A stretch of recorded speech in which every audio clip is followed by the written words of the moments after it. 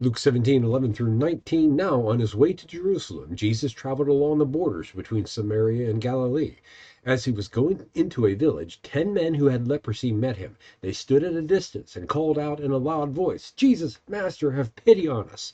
When he saw them, he said, Go, show yourselves to the priests. And as they went, they were cleansed. One of them, when he saw he was healed, came back praising God in a loud voice. He threw himself at Jesus' feet and thanked him, and he was a Samaritan. Jesus asked, Were not all 10 cleansed? Where are the other 9? Has no one returned to give praise to God except this foreigner? Then he said to him, Rise and go. Your faith has made you well. This story takes place on the border between Samaria and Galilee, between the generally looked down upon members in Galilee and the reviled people in Samaria. And then 10 lepers come forward for mercy.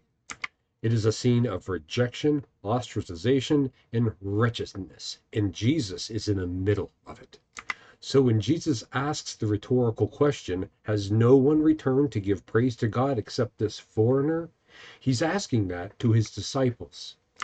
Jesus explicitly calls this former leper a foreigner, but tells him that his faith has healed him in front of his disciples. So yeah, Jesus is sending many messages in the story.